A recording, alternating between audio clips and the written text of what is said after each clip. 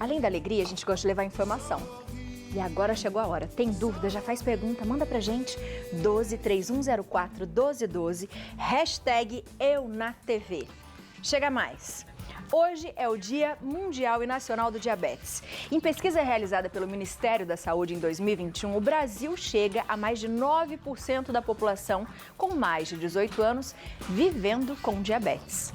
Assim, o país já conta com cerca de 15 milhões de adultos convivendo com a doença. O diabetes pode afetar os idosos praticamente da mesma maneira que age em uma pessoa mais jovem. Porém, o risco de complicações aumenta, já que o fator idade é um agravante. Sobre esse assunto, a gente conversa agora com a endocrinologista, a doutora Natália Nicolau. Seja muito bem-vinda, doutora, à nossa casa. Que prazer te ver. Prazer é meu. Obrigada pelo convite. Eu que agradeço. Doutora, quando a gente fala do diabetes, né? Todo mundo já fica meio preocupado, embora não se cuida muito. Sim. Por isso, né? Com certeza. O que é o diabetes? O diabetes é o aumento do açúcar no sangue, né? O diabetes mais comum, que corresponde a mais de 90% dos casos, é o diabetes tipo 2, que é muito mais comum no adulto, né? E no idoso. Só para a gente ter uma noção, essa estimativa do Brasil também vale para o mundo. Quase 10% da população mundial sofre de diabetes. Desses, quase 50% não sabe que tem diabetes, porque é uma doença inicialmente assintomática. E aí, muitas vezes, a pessoa não faz o exame de rotina, nem sabe que tem. E desse total de diabéticos, 1/3 tem mais de 65 anos. Nossa, O diabetes tipo 2. E o tipo 1, qual que é a diferença dos tipos? O tipo 1 é mais comum na infância. E o que acontece é uma doença autoimune, né? O pâncreas para de produzir insulina. Já o diabetes tipo 2, ele tem alguma reserva de insulina, ele é mais comum em quem tem história familiar e com o passar dos anos, ele vai se tornando cada vez mais comum. É o diabetes mais comum da fase adulta e idosa. E nesse caso, o que ele vai ter uma resistência ao hormônio da insulina. Então, a insulina tem dificuldade de entrar na célula para captar a glicose, para colocar dentro dessa célula, né? E a gente precisa de glicose para viver, energia, né? E existe alguns casos assim, por exemplo, diabetes na gravidez, diabetes por remédios. Tem também, doutora? Existe também. Existe o diabetes gestacional, né, que corresponde a quase 5% das gestações. Então também é importante a gente, né, conversar sobre isso, porque é também um pouco, é bem perigoso, tanto para mulher, né, para gestante, quanto para o neném. E fora isso, existe também o diabetes, você perguntou do remédios. Existe o diabetes provocado por uso, por exemplo, de corticoides, que aumenta também a glicemia. E muitas vezes, quando você retira essa medicação, a glicemia volta ao normal. Geralmente se tirou, volta ao normal. No caso da gestante, muitas vezes, quando o neném nasce, ela não se torna diabética, mas ela tem um risco muito maior de se tornar diabética e esse neném também, né? Mais pra frente, na vida futura, também tem um risco maior de se tornar diabético.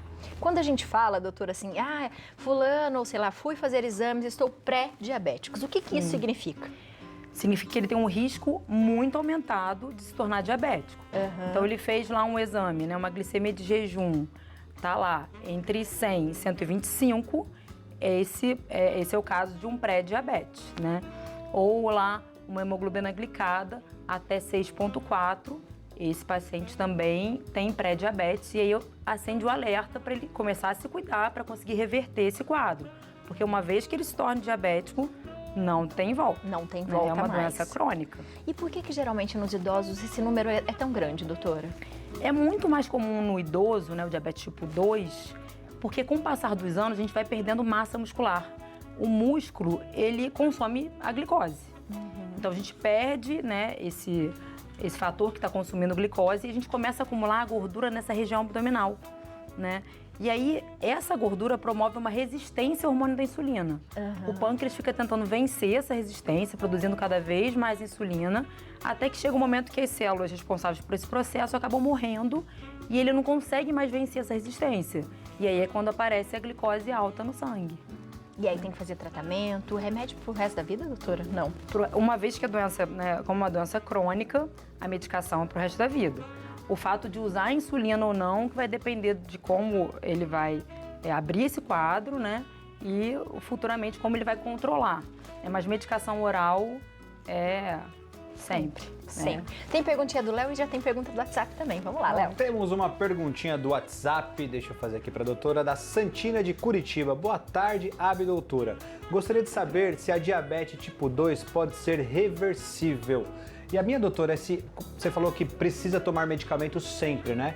Mas não, o medicamento não tem como não tomar, ou só na alimentação a gente consegue controlar a diabetes? O diabetes tipo 2 realmente não é reversível, né? Uma vez que a gente se torna diabético, não tem, infelizmente ainda não tem cura, né? Existe aí cirurgia metabólica que vai controlar por um bom tempo, às vezes a pessoa consegue ficar sem medicação oral por um tempo, mas a gente falar em cura de diabetes ainda não é possível, né? Muitas vezes numa fase inicial do diabetes, a gente consegue controlar muito bem com alimentação balanceada, claro, isso aí é o pilar do tratamento para o diabetes, e atividade física. Mas dificilmente essa pessoa vai ficar sem medicação, né? Numa fase inicial até consegue, mas vai chegar um momento que ela vai ter que entrar com alguma medicação. E é possível a gente provocar essa situação, doutora? Provocar ficar diabético? É possível, né? Com certeza. Assim, no processo de envelhecimento natural, a gente acaba aumentando um pouco mais a glicemia. Mas naquelas pessoas que têm propensão, ou seja, naquelas pessoas que têm história familiar de diabetes, esse risco aumenta muito. Então, se a pessoa leva aí uma vida, né, desregrada, com uma alimentação não balanceada, e aí é importante a gente frisar que não é o açúcar em si que torna a gente diabético. Muita gente acha, mas eu nem consumo açúcar, eu não sei por que eu me tornei diabético. Mas não é o açúcar em si, é esse acúmulo de gordurinha abdominal, né, que é provocado pelos excessos de carboidrato, né, em geral, que a gente acaba engordando. E o sedentarismo. Só para a gente ter uma ideia, o que a OMS considera como um indivíduo sedentário? A pessoa que pratica menos de 300 minutos por semana de atividade física moderada ou menos de 150 de atividade física intensa. Quer dizer, muita gente é sedentária, né? Muita gente é sedentária, doutora do céu. Mas isso também não quer dizer que pequenas mudanças, se a pessoa já tem dificuldade de locomoção, né, ou até para começar, às vezes 20 minutinhos, começa aos pouquinhos, né? 3 vezes por semana já é uma grande mudança aí, né, de hábito que vai impactar positivamente. E quando acontece, doutora, desse caso ficar sério? Porque a gente fala assim, a pessoa que é diabético vai muito ao banheiro, a pessoa que é diabético geralmente não cicatriza muito, machuca. O que acontece? Quais são esses sintomas que dá, de repente, pra gente perceber isso? Nas fases iniciais do diabetes, né, num pré-diabetes, ou quando a glicemia ainda não está tão alta, a pessoa é assintomática. Por isso que é tão importante fazer exame de rotina. Mas quando a glicemia já começa a subir, aí é quando a gente começa a eliminar mais glicose na urina. Às vezes a pessoa observa formiga lá no vaso sanitário, a pessoa começa a ficar fraca, pode ter turvação visual, começa a ir mais vezes ao banheiro, né? Tem o que a gente chama de pólis, né? Poliúria, quer dizer, ela começa a ir várias vezes ao banheiro urinar e principalmente à noite. Começa a ter mais sede, mais fome, pode perder peso. O idoso pode ter um quadro de delírio, de confusão mental, né, que é muito importante. Às vezes é até confundido com alguma doença neurológica, mas é mesmo um diabetes, uma glicemia alterada. Então, esses são os sintomas mais comuns, né? Às vezes, formigamento nas pernas, dor nas pernas também são sinais de diabetes. E essa coisa da cicatrização, do pé também é isso? Com certeza. A pessoa começa a ter dificuldade na cicatrização das feridas, isso também numa fase mais tarde, né, da doença. E a pele de quem é diabético é mais desidratada, principalmente o pé. Então, às vezes, ele faz umas rachaduras no pé que são uma porta de entrada para uma bactéria e, às vezes, fazem uma infecção grave, né, que pode levar até a amputação. Então, às vezes, uma infecção ali no pé, né, que está difícil de cicatrizar, também é um sinal de alerta para um possível diabetes. E é nesse caso que acontece, pode acontecer a amputação, doutora? Qual que é o período mais grave dessa doença, se ela não tratada? Em relação à amputação, a pessoa começa a ver escurecer o pé, né, aquele membro, começa a sentir muita dor, né? Inicialmente uma infecção, tá difícil de cicatrizar, só aumenta ao invés de melhorar e começa a escurecer. Então esse é um sinal ali que deve correr para ter atendimento médico, para tentar salvar esse membro, né? E existe alguma forma da gente prevenir isso?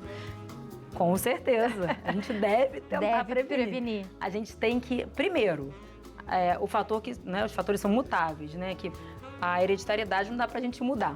Mas a atividade física e uma alimentação regrada, a gente, né, deveria ter. Então, a gente tem que preferir sempre alimentos mais integrais, né? Procurar usar aí a farinha integral no lugar da farinha de trigo comum, farinha de aveia, linhaça. Investir em alimentos mais in natura, verdura, legumes, frutas. Cuidado com os excessos, inclusive de fruta, né? Suco Muita de fruta. frutose, né? Exatamente. O excesso de frutose também aumenta a glicemia. E é muito comum quem é diabético achar que tá liberado fruta. E aí, quando vai ver, a glicemia tá super alta por conta disso. E preferir sempre alimentos com mais fibras, porque aí aquele alimento vai ter um índice glicêmico mais baixo. O que é índice glicêmico? É a velocidade que a glicose sobe no sangue. Então, quando a gente adiciona fibras naquele alimento, a tendência é a glicemia subindo aos pouquinhos e a pessoa ficar mais saciada também. E, além disso, praticar atividade física sempre que possível, né? Mesmo que seja um start aí, uns 20 minutinhos 3 vezes por semana, já é um impacto excelente em relação à prevenção do diabetes. Até porque você vai vendo benefício, né? E quem está diabético também tem que fazer tudo isso, né? Tem, com ainda certeza. mais até, né, doutora? Mais ainda, tem que ficar mais atento à alimentação, à prática de atividade física, quando indicado. Tomar as medicações, né, de forma regular, porque é muito comum também a pessoa omitir uma dose da medicação ou omitir uma dose da insulina, né, no caso de quem aplica insulina.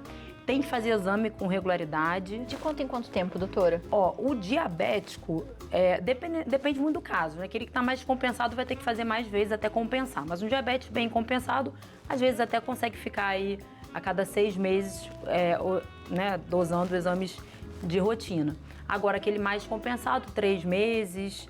E o controle glicêmico, né, da ponta do dedo, o glicosímetro, muitas vezes, mais naquele paciente que usa, né, insulina, e às vezes ele tem que aferir a glicemia até todas as refeições, né, para decidir quanto que ele vai aplicar também da insulina e para ver se aquela glicose está bem controlada ao longo do dia.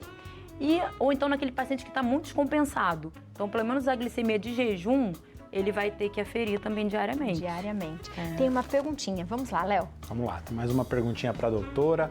Márcia de São Paulo. Boa tarde, Abi e Léo. Tudo bem com vocês? Tudo ótimo, Márcia. Minha amiga está com diabetes gestacional. Quando o bebê nascer, o diabetes vai sarar? Obrigado, Márcia. Boa. Que a gente falou aqui já, né, doutora? Sim. Possivelmente vai sarar, mas é até importante ela saber que ela já tem um pré-diabetes, quer dizer, ela já teve um quadro de diabetes estacional, então ela já é considerada como um pré-diabetes. O ideal é ela fazer uma curva glicêmica, né, algumas semanas depois desse neném nascer, mas a tendência é a glicemia ir normalizando, principalmente se ela fizer uma dieta adequada, né, perder peso, controlar esses fatores de risco aí, a tendência é ela não se tornar diabética. Agora, se ela não se cuidar, a chance é alta. É alta. Então, se cuida. Márcia, fala pra sua amiga se cuidar. Doutora, só pra gente finalizar, que tipo de açúcar o diabético pode comer?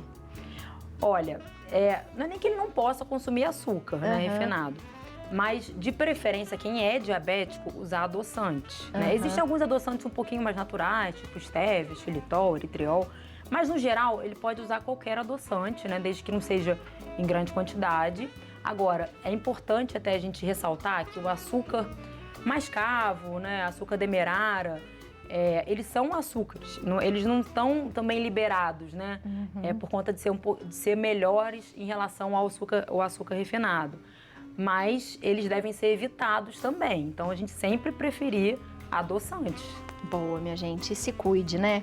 Acho que para você não se tornar um pré-diabético, e se você já tem, controle para você viver bem, ter uma boa qualidade de vida, né? Porque a alimentação faz bem para todo mundo e depois que a gente pega a disciplina, vai que vai, né, doutora? Vai que vai, com certeza, toma gosto, né? Exatamente, e outra, tá saudável, tá bem, não tem preço. Não né? tem preço. Por mais desafiador que seja, depois você vai ficar feliz.